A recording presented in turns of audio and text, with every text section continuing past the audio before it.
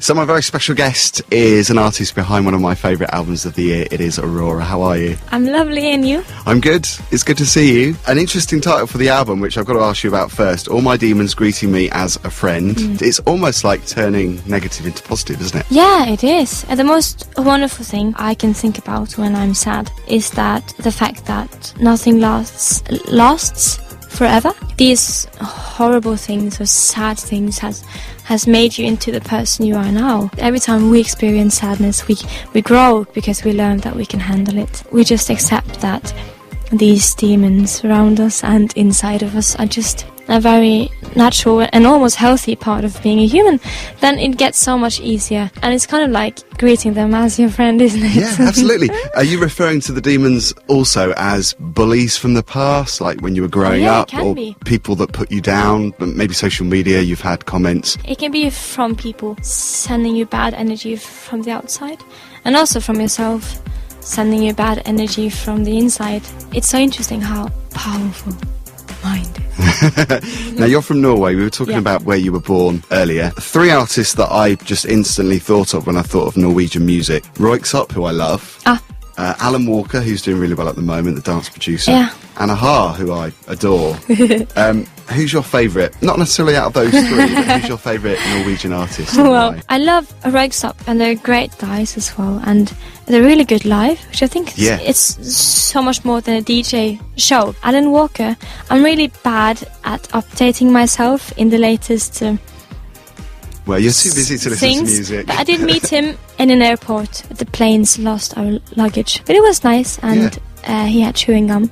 But anyway, my favourite artist from Norway, I think I'm really into heavy metal, and I'm really into black metal and Viking music that kind of hypnotizes you. Yeah. Even though the Vikings were horrible, if you look away from all the horrible things they did, they can be kind of cool. I wouldn't have thought that you necessarily listen to metal, because obviously your music is quite different, but you were talking about your album artwork, which is amazing, the image on the front, you as the moth, or maybe the moth as you. We are both one person now. Yeah, dead moth, but a very live human. Yes. Now, you thought initially that might have been giving the wrong impression, maybe people would think it was a metal album or a metal artist. Well, I was not afraid, but people on the team was a bit afraid that it would look like a heavy metal album, and I thought that idea was quite cool.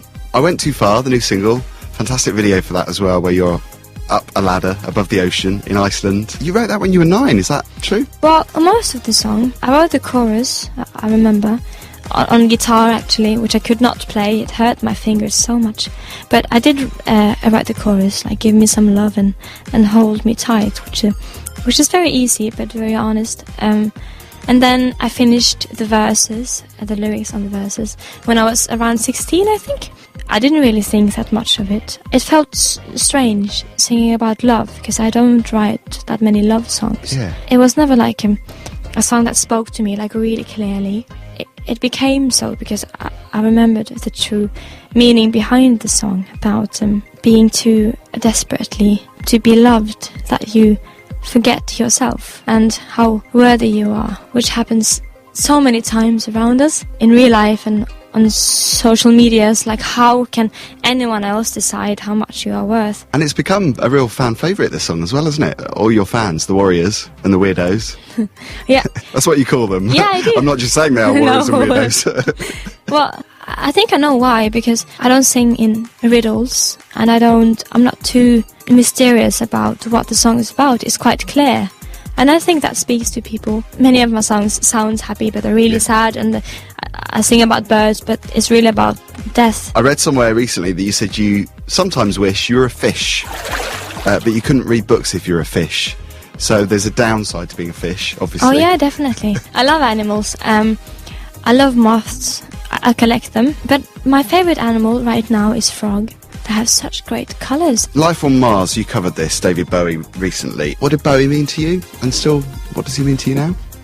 Oh, he meant a lot, and he means a lot. To think about those people who we think will never die because they've brought so much to the people. And he have taught so many people that we should embrace our inner strangeness. Now, your fans, have you had much feedback from people that are maybe struggling through life, that see your music as something that really helps them?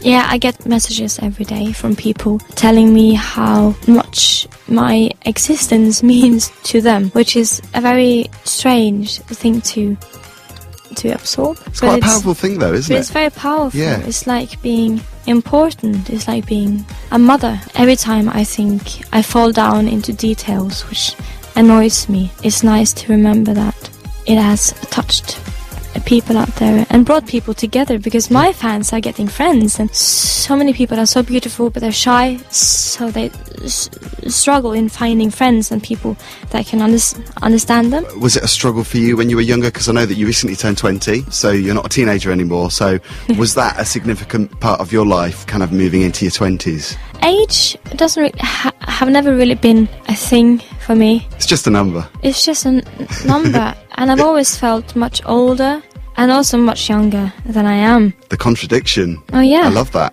I just meet the people I meet, and my friends are often a lot older than me, and it doesn't really make any difference because people are just people and I am just another piece of people. Your biggest tour to date kicks off in October. This must be very exciting for you. Yes. I love the fact that recently you said you are ready like an egg. Music will fill my lungs, you said, until I explode. Then I will glue myself together and tour. That's an image. Oh, did I say that? Huh. I guess I felt poetic that day. Have you ever thought about writing a book? I can see you writing sci-fi or maybe horror as well. Oh, yes. Am I spot on there? Oh, yeah.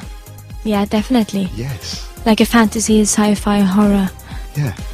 Nothing too violent or morbid. Oh, no. But kind of hinting at that dark side. But a bit disgusting and beautiful at the same time. Shocking. Yeah, shocking. Yeah. I did want to be a writer when I was a kid, or more a kid than I am now, at well, least. I guess you are a writer, but you write songs. Yeah. But I think it's kind of similar, isn't it, then? Well, it is. But I think I want to write a book one day. But it has to be a good book. If it's bad, I would die of embarrassment. Aurora, it's great to see you today. You too. I love your album. I'm fascinated by your work. I think it's great. And I wish you all the best for the single, I Went Too Far. Thank you. It's good to see you. See you soon. See you soon.